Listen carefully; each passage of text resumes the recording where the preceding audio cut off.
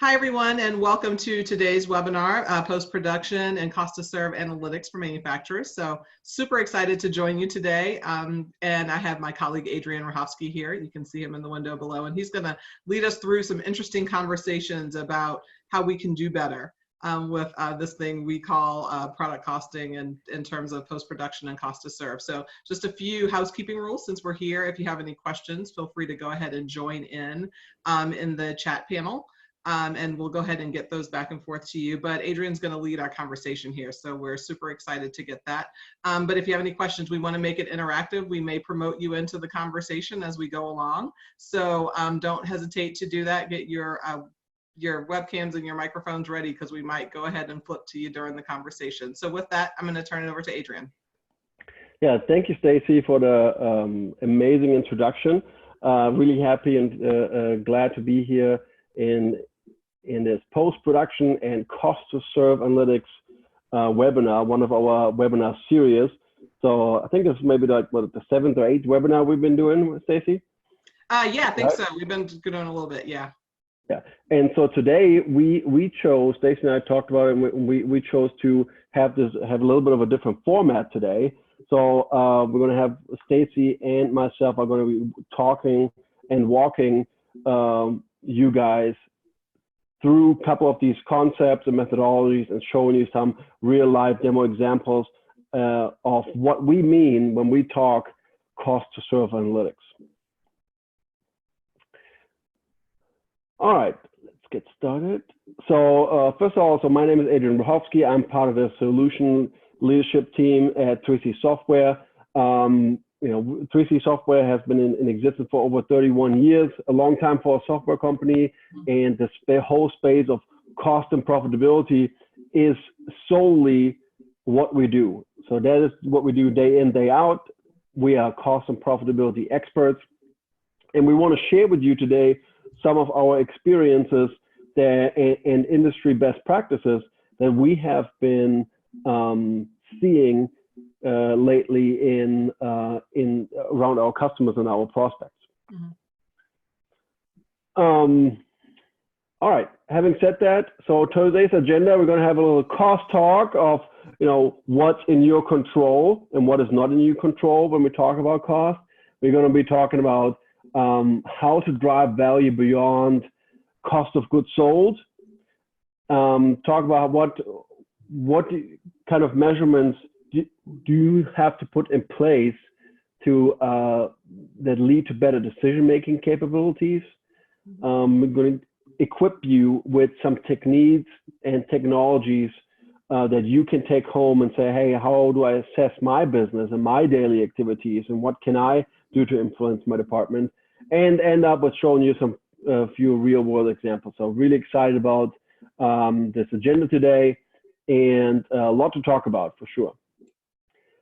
All right, so this is one of Stacy and my favorite slides, as you can see. So when it comes to costing, typically manufacturing companies tend to focus on this orange space that you see here on the left side across the manufacturing value chain, which is the supplier or material kind of world, as well as the manufacturing operations world, and calculating cost in that specific space.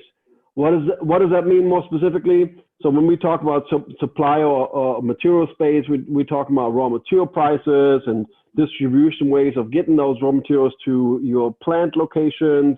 That means negotiating some of these raw material prices. Anything that really has to do with the concept of sourcing, right? Mm-hmm. And then when we talk about manufacturing operations, that's what it takes, is really the transformation cost to turn several materials into a finished good item that is supposed to be distributed, packed, distributed, and delivered to the customer, right?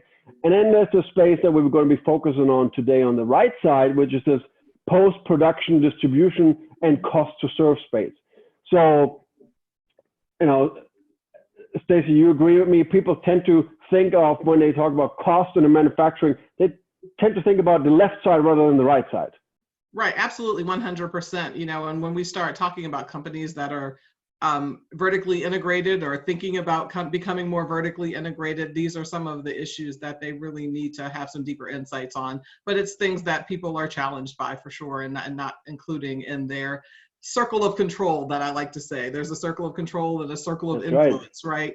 And we tend to think about the things in the second half as just only things that maybe are concerns of ours, but not really things that we can control. Yeah. Right. Or at least we think we can control them, right? Right. And at the end of the day, when it comes down to are you profitable or not, that is all part of your cost and determination process if you are profitable or not. Right, absolutely. Right. Profit doesn't happen until after all of these other activities, right? Even though the areas that lots of manufacturers focus on are those things that happen within the walls of the plant, if you will. That's right. Mm-hmm. Yeah. So it's talking about the circle of control. I really like that concept, Stacy. And so it's much harder to control what happens outside the manufacturing plants, right? When we look at some of these key concepts, your key external factors that influence your cost, such as the number of customers, the type of customers you have, the type of customers in a certain region, the products you sell in certain customers, the number of orders these customers place, right? The vendors you have in your area, how many order line items do you get per customer, per order? What does your warehouse landscape look like? So all these things are external factors that are a little bit outside of the circle of control, as Stacy talked about, right?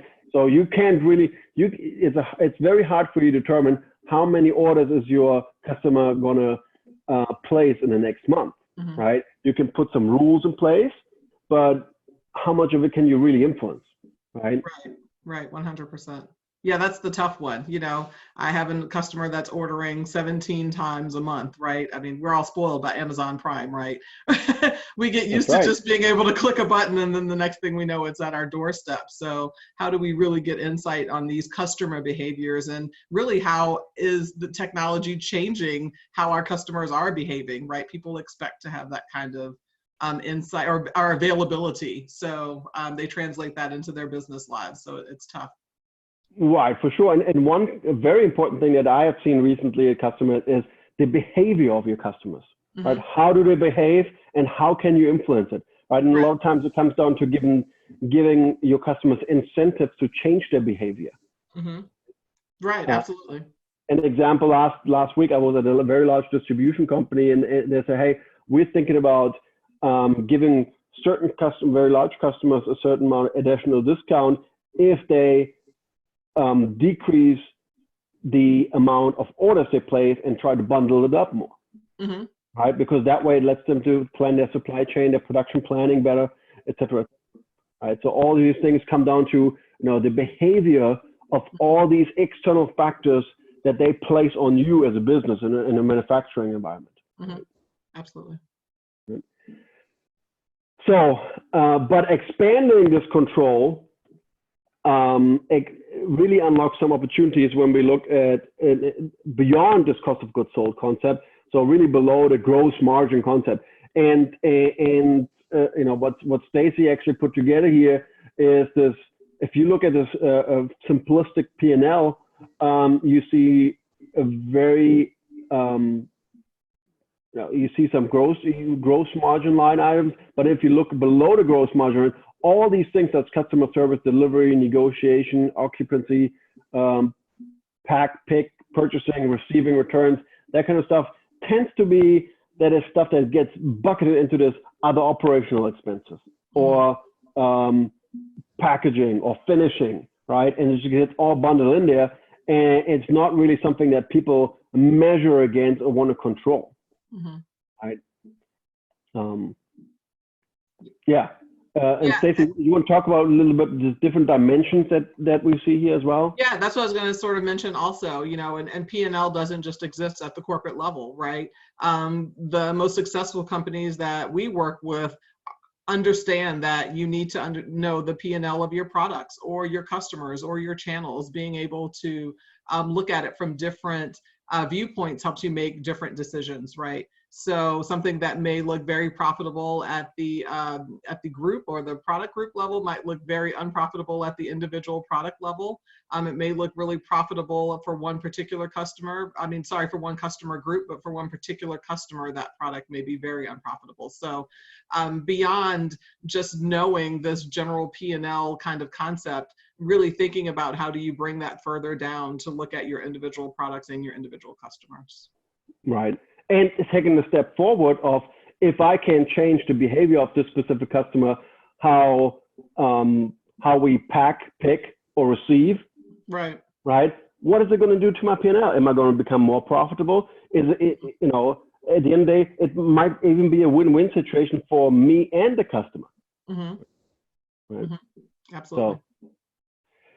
So gaining control of your P&L, it requires a much deeper understanding than just your transformation cost, turning, you know, certain materials into a finished product.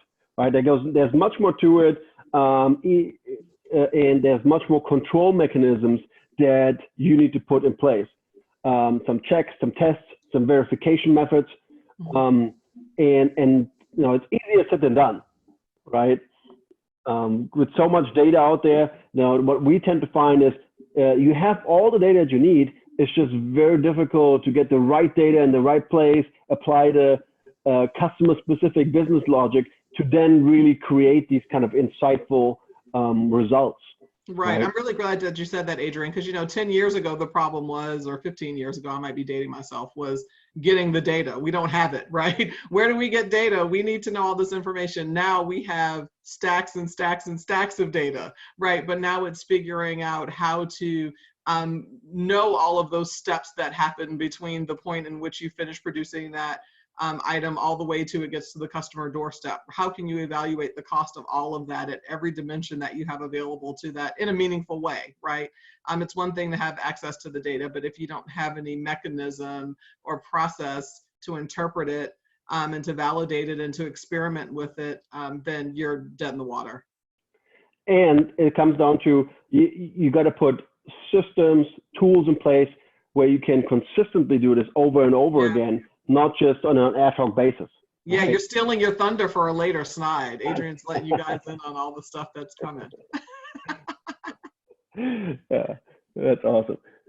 So we talked about how to gain control, and it really requires the putting into place some very meaningful measurements of actions that you can measure yourself again, check, verify over and over again, right? So let's say it's the same with the concept of losing some weight. If I say I want to lose 30 pounds in the next 3 months, I can either say I can have this plan A that we see here, say, okay, what I'm going to do is at the end of every month for 3 months, I'm going to weigh myself and then see where I am, and then I can adjust, right?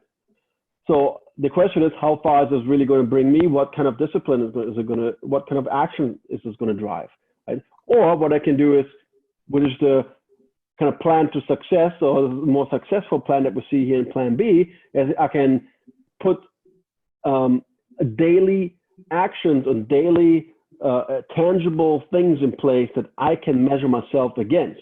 For example, I'm going to say I'm going to reduce my intake of calories. I'm going to increase my target heart rate. I'm going to exercise. All right. I'm going to track my body composition or my BMI. These are some very tangible things I can look at every day, every week, really anytime, and then make adjustments quicker and quicker and quicker. Right. And that's all. This whole concept translates to this whole world of our business and costing as well. Right. Mm-hmm, absolutely. Hey, I'm going to throw a curveball in here, even though we've talked through these slides. I'm going to throw in a plan C. And let's think about it in this way.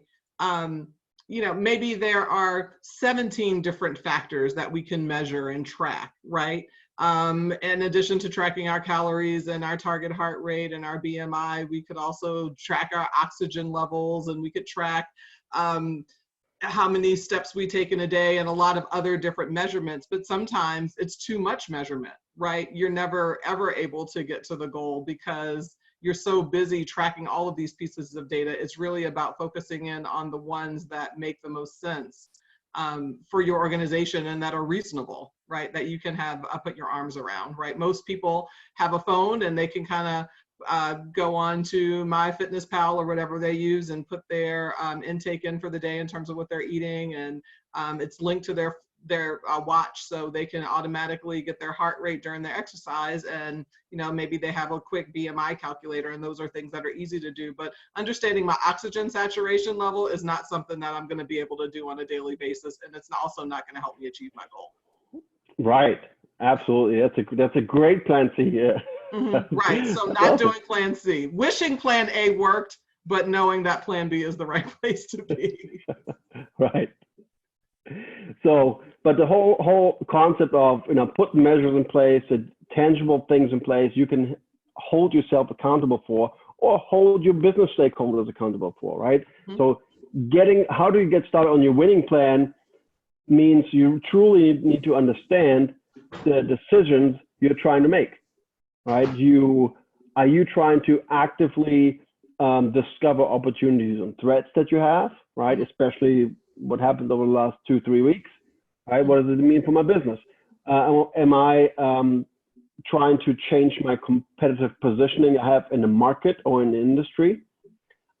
Is my external environment, is it changing the way my customers buy for me, the way that my customers expect me to deliver, to pack, etc. Right? Is my external environment changing, and I need to put some flexible, adaptive actions in place, or am I simply just looking at doing some improvements or recommendations of the environment I am working in today, right? And these are all things. What is my strategy behind creating a plan? What am I trying to achieve? Right. I'll steal your thunder on this slide, Stacy. No, absolutely. But I mean, it's all about just knowing what questions you're answering. You have to start there, right? What kind of question is it? Right, absolutely. And so in a way to track what drives those decisions is some of these examples, right? The number of transactions, what mistakes have I done in the past? What kind of specializations do I have in terms of segments in an industry? Right? Am I very heavy in food and beverage? In food and beverage, how do I differentiate myself in the food and beverage industry? What are some time-driven things that I can track? Right? How long does it take me to pick and pack and a finished product that I have?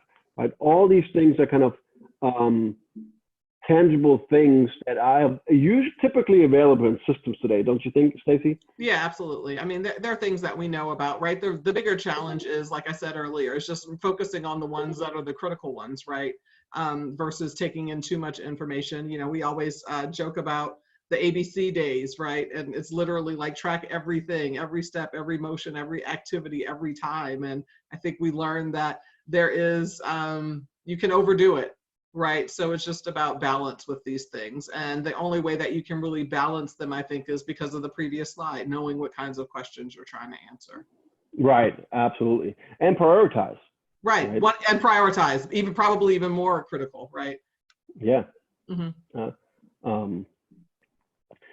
So to interpret what you've measured, you need to focus on these 3 areas that we find to really put a framework around it if you want to try to track and verify and achieve some results, right? So, I mean, first of all, being data, there's a lot of data out there. You need the right data in the right place. You usually have a set of rules that really reflect your current business environment, your current manufacturing environment, your current supply chain that you have.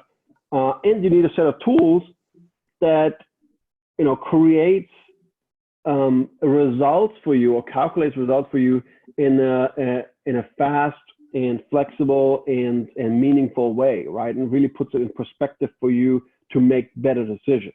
Right? It doesn't help if you spend 2 weeks on an exercise and now it's too late in order to make the decision of to go left or right. Right?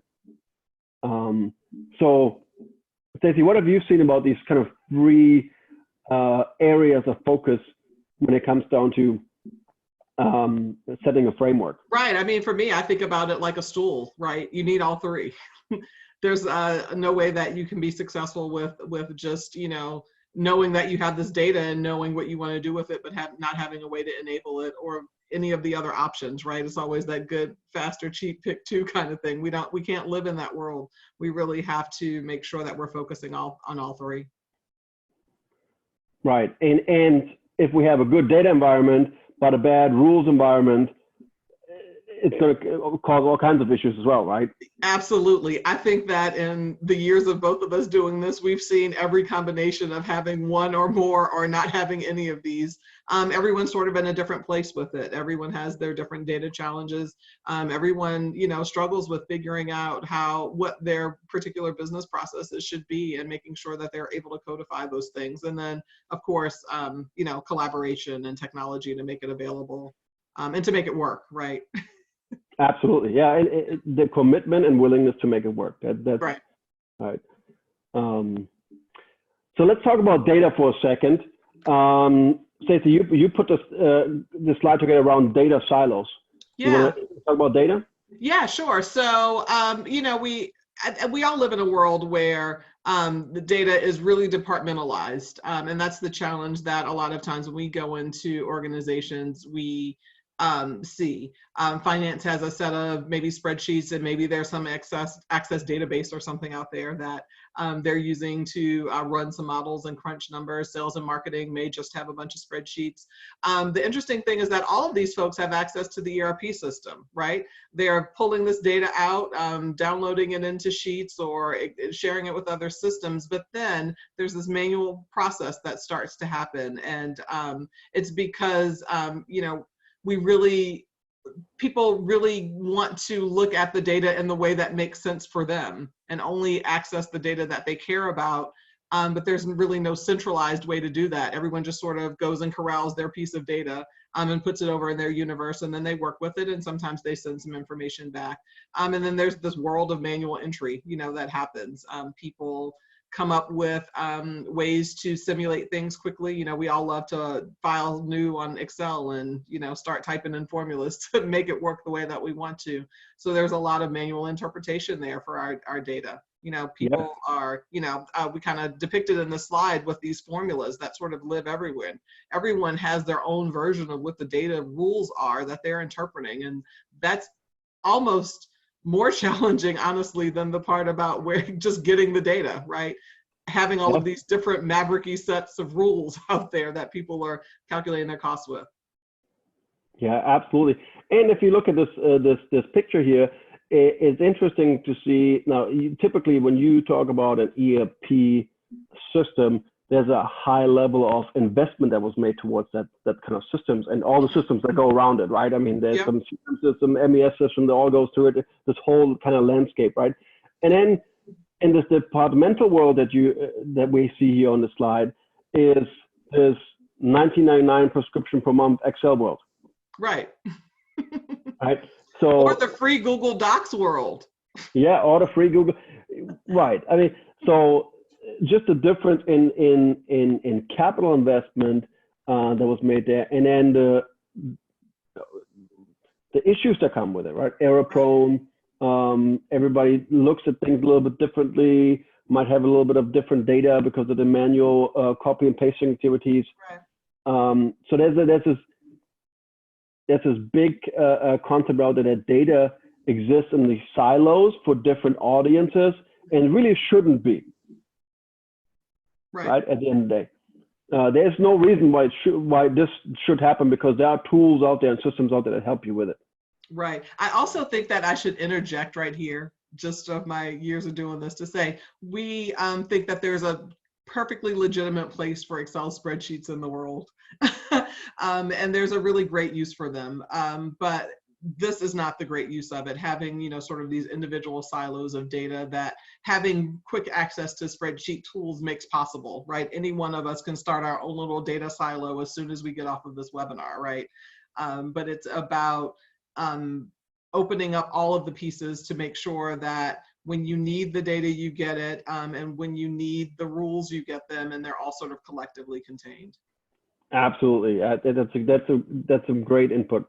Mm-hmm. So let's talk about a little bit of the business logic or the rules kind of environment to solve. Right, we say, you need to really establish an ecosystem of connected data with each other. So what we have this whole concept of a cost and profitability ecosystem that you see here, and you see, it kind of flows from one activity that is very, very typical activities in any company that we see, right, from planning to budgeting to allocations, rate building, standard cost, actual cost, all the way down to this space of profitability and cost to serve that we're going to talk about further today. And the data has to flow together in order to get really measurable and clean results, right? And the thing about this ecosystem, what it's like, it's all interconnected, meaning, if there's some tweaks to the budget, there should be some impact that we see on the overall profitability space, right? So just having this holistic, connected world of data, it's very, very crucial to create flexible and action-driven results. Mm-hmm. Right? Yep. Yep. Yeah. But also on the bottom, as you see here with currencies, that's something you can't influence. Again, back to the controllable and non-controllable items, right? You don't have control over currency rates. However, what you can do is create an environment where you can, in a very fast manner, react to it, take opportunity on it, avoid some risk on it, right? That's the things you can do, you can control, right? Yep. Now, talking about the rules are more than just spreadsheet formulas, right? So I'll just give an example right now, just now about the currency rates, but supporting these real world situations, right? Or delivering timely results, including some very measurable, tangible things that I can be held responsible for and against, right? And this is Stacy's, one of Stacy's favorite topic is applying a very consistent and conform logic towards when you calculate your cost and profitability across your organization, right? Not just from one plant to another plant to another plant, right? Right, and I want to make a point to that. It doesn't necessarily mean that everyone abides by the same rules, right?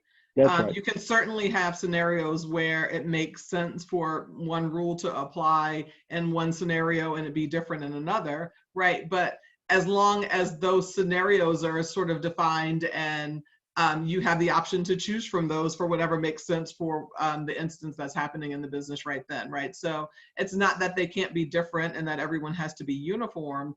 It's about defining a consistent way to do that so that it's not at the whim of anyone's keyboard and all of a sudden I just typed over, K11, I changed that to M27, and now it's referring to a different cell in my spreadsheet and I really didn't notice it because, I was working on my spreadsheet at home because I'm home with my kids because everyone's home with their kids right now. That's right. So it's supporting your real world situations. Right. We're doing all of them on the slide, right? It's also a real world situation.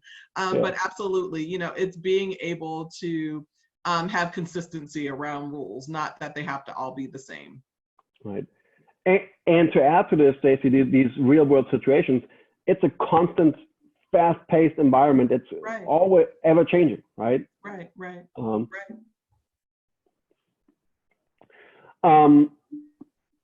So if you have to write the data in place, if you have to write rules in place, then the question comes up is, okay, what kind of right tools do I need in order to incorporate this into this ecosystem, incorporate and really get the best out of all my data that I have available and all the business logic that exists somewhere in Excel spreadsheets or people's heads, right? What kind of tool landscape is out there, Stacy, that we see in our daily activities? Yeah, for sure. This is kind of to the point I was making a little bit earlier. There's room for all of these systems, right? You need an ERP system to do the transactional things that ERP systems do. You need an ERP system to be able to, pull all of the different sets of data from HR or from purchasing or all these other groups in your company. You need that. That is a requirement. You also need spreadsheets. You need the ability to be able to do some things on the fly. There could be a need in your industry to have, a very specific custom developed system. It comes with its challenges though, right? They're less flexible. They're really defined to the specific need that they were created for, and they tend to be a little harder to change and are owned by the person that the person or the group that went about developing it. But there certainly can be a need for that. And, there's a need for what, I'm not going to steal Adrian's thunder. I'll let you do the top right quadrant, right? But there's a need for modeling and analytics tools. And those are solely different than my transactions, or solely different than what I do on a day-to-day basis, just sitting at my desk, kind of doing some analysis. Right, and that's a big differentiation. So at 3C Software, we developed this piece of software called Impact ECS that you see in the top right corner.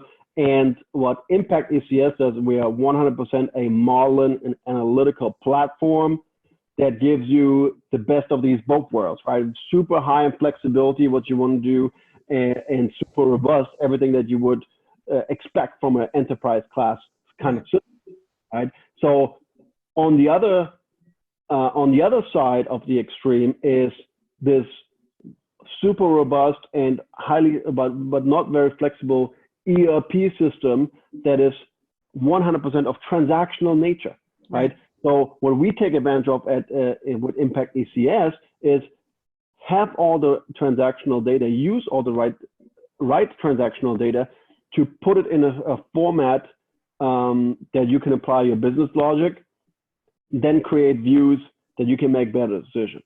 Right. Right. So there is a world that provides best of both. Mm-hmm. Right. Absolutely. Right. So expanding these cost insights beyond the product cost can a lot of time, will lead you to competitive advantage, will lead you towards finding opportunities in the market, entering niche markets, et cetera, et cetera. It just makes you stronger in terms of a company and the way you position yourself in the market. Right, that's the end of the day. So if you look at this manufacturing value chain here, we highly encourage you to look over, when you look at your profits, look much deeper and gain a much deeper understanding across this entire value chain, including these post-production, distribution, and cost of serve analytics, right? So, yeah, I think it's a good overview. At the end of the day, again, it comes down to this profit, right? Every CFO is going to ask you, okay, are we going to be more profitable or less profitable, right? And in order to answer that accurately, you should have a full understanding. You should have a tool, a platform in place that models this entire value chain, not just the first two, and then make a bunch of wacky assumptions on the last two. Right? That is the problem that happens, and so we see it every day, right? And there's nothing wrong with it. It's just educating and trying to tell you guys that there's something out there that can enable you to take your costs and your profitability maturity level to the next level. Mm-hmm. Right. That was my thunder, Stacy. I love it. So, Stacy, you want to talk about the takeaway, the homework?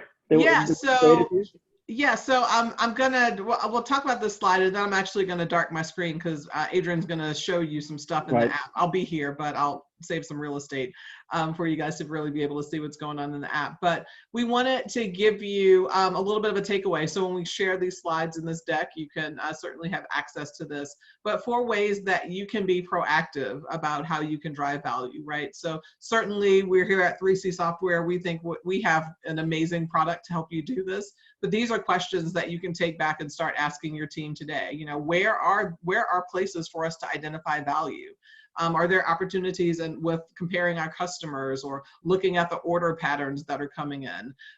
What activities or processes that are in place in my organization now that I can add value to, or do better? No, Matthew, I'm sorry. I said Matthew, geez, Adrian's gonna show you. Sorry, Matthew's our CEO, so we'll flip there. Adrian's gonna show you a couple of examples of ways that you can see some really cool simulations around these processes and activities and where you can add value, right? What can you change, right? Can you change customer behavior? Can you change vendor behavior? Maybe if you get your vendor to agree to a particular delivery schedule, that will allow you to better manage your workforce because you know that deliveries are coming in on a less frequent basis. So you only have to assign those workers to do that activity less because maybe that's a more activity that's happening in your sort of distribution and logistics part of your process. And then what segments have similar characteristics that could add value? One of the things that we talk about, and we kind of glossed over it a bit in the spreadsheet example, is that usually a spreadsheet equals a thing, right? So if you have lots of things, you have lots of spreadsheets, right? So how do you really compare customers if you're calculating the cost of one customer on a spreadsheet and there's another spreadsheet for another customer? And they could be big customers, Walmart, Target, and Ross, right? I don't know what you're comparing, but what I do know is that you need a place to be able to visually compare them. And it's really hard to do that when you're living in a spreadsheet world. I'm going to say impossible, though I'm sure someone could challenge me and give me an example when it is, but I'm going to say it's pretty darn impossible to do in an ERP world as well. It's just really tough to be able to flex the tool to do that kind of stuff. But, looking at customers with all their orders are under $100, if we look at that group of people and we can see some trends and activities that are happening with them, maybe we can collectively move them so that they become more profitable or they order more. Maybe there's a reason why they only order under $100. Maybe we can get them up to, how I think about Target, when I can never get out of there with spending less than, $250. It's absolutely impossible. So how do we start thinking about this process? So this is a really great checklist of questions and places that you can start kind of digging in to see where you can add value in your organization. Yeah. Thank you. And leading towards now what we're going to be talking about in terms of a live demo is, taking these segments that you see on the bottom right, and then having a simulation environment where you can make these tweaks and answer these questions. If we change the behavior of all our customers that put in orders under $100, right? What impact would this have on our business? Mm-hmm. Right? These are truly analytical natured activities or exercises that you're trying to do. And by the way, you're already trying to do it. You're trying to answer these questions, right? And it's very difficult to do this with systems that are transactional in nature. Mm-hmm. Right. Okay, so having said that, Stacy teed me up quite well. So I'm going to be showing a couple of examples. I'm going to be starting with this screen. So this is the Impact ACS desktop client that you see right now. It is our software, and I'm going to be showing you guys a couple of features and functionalities around it. But I'm going to start with this view. This is a P&L simulation engine that we created. You see here on a very simplistic profit and loss statement, and we see a base column and you see a what if column. And if you look on the right, our base scenario is based on taking revenues from our standard world. And then in my what if scenario, what I did here, I modeled this world of an increased commodity price in gold of 10%, right? So I see overall in my very big picture, this is going to have an impact of $216,000 of a variance when compared to my base version. And if I click on this little cogs button here, it drills me down further and gives me more information, right? For example, it tells me when I went to the scenario, what if gold 10%, I did not modify my bill of material version. So I didn't have any material substitutions, anything like that. I didn't change anything in my routing where my products have to go through to turn from a raw good to a finished good. And I also didn't change anything in my work center rates, but I did modify this world of, raising this commodity price of gold 10%, right? And if I drill down into this, I have really this very flexible engine, right? So I said I want to change this commodity of gold, and I want to change it 10%, right? And I can pick a couple other ones here. But basically what it does, it picks up, okay, all these raw materials have the commodity gold connected to it. And therefore I have a standard price, and with the 10% increase, I have a what if price, right? And so what happens, that results in a variance, right, that we saw earlier. And you see here on the bottom of the screen, these couple tabs that we have. So there's no zero variance when I look at my variance strictly due to bill of material changes, right? But if I look at my raw material changes, here's a couple of variances I have with gold going up 10%. Right, and again, there's zero variances when I look at all these finished goods, where because I didn't change my routings. All right, so and if I take this again up to a level, I see overall this strictly raw material commodity price increase of gold impacted the product, so I can expect this $216,000 variance. Right? So this is very typical simulation analytical exercise that when we look traditionally in this environment of, sourcing and cost of goods sold, right? Where people say cost of goods sold in this manufacturing environment, right? Now let's look a little bit further around the right side of this manufacturing value chain we talked about in terms of post-production cost and profitability and cost to serve, right?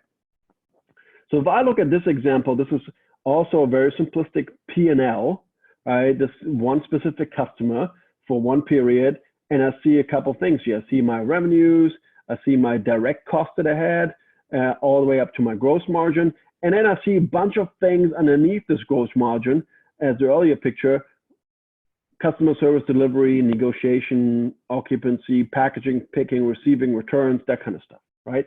So all these things are very specific driver-based costs that were allocated to this particular customer based on specific attributes. And these attributes might be something like this, right? What was what was the number of direct shipments? What was the distance to Atlanta, Chicago, Houston, Modesto? Because that's where our distribution centers are, right? Did it comply with full pallets? Did we have inventory consignments that we have, right? Who was the sales rep that worked on it, right? All this kind of stuff. And it creates this concept of what is my true economic profit for this customer? What does it truly cost me to serve this customer, right? So if I look at this customer had these 5 orders for this particular month, and these 5 orders had a couple of line items, right? So I see here the economic profit for this order 101. Overall, I was profitable. There were a couple items where I actually started losing money, right? So, and I can simply drill down it with double clicking and see, okay, this was the specific product that where I lost some money, and was the speed stick that I sold. And here's a full P&L for it, right? Now, why did I lose money on it? And if now I want to compare it to my company average, my industry average, that kind of stuff, similar customers, right? So when I look through this comparison, I will quickly see that I had, compared to my company average, a very high delivery cost, right? So that is something is going on in a very inefficient manner in terms of the delivery. Now I can dig deeper to line item level and say, was this a one-time thing? Is this a recurring thing? Does it happen every month, every 2 months, every 3 months? And really try to actively avoid and take care of this issue, right? So that's one example that I want to share with you guys. Another example I had was this world of modeling, right? So here's another view of a specific customer, and here's some customer attributes. I see how many orders they placed, how many what's the ship quantity, what were some of these drivers, such as number of returns, pick lines, unique SKUs that they ordered, number of deliveries that were made, number of will calls, the number of direct orders, direct ship orders, etc. So here's a bunch of customer attributes that happened that I want to use now as drivers to allocate cost towards, to create this comprehensive P&L view as you see here, for example, right? So I see here a P&L again, structured a little differently. I see my actual amounts, my percentage of sales, compared to my industry. How do I compare to my industry? And how do I compare to my overall corporate performance, right? So that's a very nice view that we have. And I want to highlight some of these things that were the way that this P&L was structured. For example, if you drill down to this warehousing space, it makes sense to not just bundle everything, all your cost up into warehousing, but what does it truly cost me to store my warehouse? What does it cost me to manage my inventory? What does it cost me to, if I have returns in my warehouse, right? All things are related to this. All behind this are actual invoices. So I see here all the actual invoice of the month. I have some channel results that I have. For example, it was like, how was my profitability in terms of just using our trucks versus will call, right? Where people picked it up. So just some comparisons. How was my overall for this specific profit center? And then create this, what we call, if you guys remember from earlier, these tangible things that we can measure against, right? For example, the number of line items, the number of orders, number of pounds that was shipped, right? How does it compare to my my other customers in this industry segment, right? How does it compare from channel to channel? So all these things, the customer discounts of sales, commission per sales, my delivery cost per sales, my pounds per delivery, right? And these are tangible things you can take and compare customers across with each other, across industries, on a corporate level. But these will give you a very quick idea of, is something running out of whack? Is this customer behavior leading us down a non-profitable path? All right, so creating these metrics automatically is super, super helpful. And now I want to talk the last couple minutes about the space of simulating, right? So if I want to do some customer simulations, I can click this little button here that says customer simulation, and it basically replicates this this object. And what happened here is it popped up an additional column which is called simulation amounts, right? And what we're going to be doing is we're going to be creating some of these simulations to then really see what kind of impact does it have on our business, right? So for example, I have my simulation selections. Historically, my percent of returns was 7.89%. And if I can decrease it to 6%, okay, what impact is this going to have on my business for this specific customer, right? So what I can simply do here, I can press recalculate, and now it will identify the areas that this has an impact on in your specific P&L. All right, so if I look at the simulation amounts, I see, hey, I had a change. If I want to simulate a change in returns percentage, here's all the areas in my P&L that are impacted. For example, my net sales would be adjusted. My gross margin would be adjusted. My volume rebates and discounts would be adjusted. My outside sales would be adjusted because there's some credits against it. There's some warehousing that would save some money, counter sales, operating expenses. Overall, here's my EBITDA number, right? And if I look back on my P&L, what I will see here is that here's how it reflected specifically in all of these areas, right? So see here's the different in my net sales. Here's the gross margin impact that it had on it. I see my outside sales was credited back, right? And it's here's how it impacted my bottom line, right? So doing these kind of simulations, having a system, a platform that models these kind of real opportunities for you helps you identify, okay, this is what it really would do to us. And this gives you a platform to have conversations with your customers and say, look, we work together and we do this. I'm going to be able to give you another, half of a discount point because this is going to help me optimize my supply chain, right? Optimize my distribution rates, right? Help me function more efficiently with my resources in my warehouses, right? You name it. But these are some very meaningful win-win related conversations that you can have now with your customers, right? All right, so couple closing things that I want to mention. Again, get control and grow profits by not just looking at what is traditionally considered as cost of goods sold space, but go further, right? Look at your further, what does it mean for you to have post-production or distribution costs? What are your true cost to serve that you have for your customers, for your company, for your segment, et cetera, right? That all of these things will impact greatly your overall profit. Okay, having said that, I think you saw today that Stacy and I are a lot of fun to hang out with. So I encourage you to connect with us, learn more, ask us questions, and yeah, please email us, call us, and the worst thing that can happen, you might have to have a glass of wine or a beer with us, right? Right. The worst thing that can happen, honestly. Absolutely.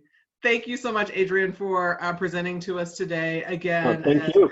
As Adrian shared, we're available to talk to you even more about this concept of post-production costing and cost to serve. He probably only showed you 1% of the ideas that we have around here on how you can do better with that. So definitely reach out to him, and we will be certainly sharing this presentation after today's broadcast. So if you want to check out your email, you'll get a link for that in the next day or two, and also it'll be on our website, so you can find it there. So thanks so much, everyone, for joining us today. Have a great day. Thank you, Stacy. Thank you, everybody. Bye.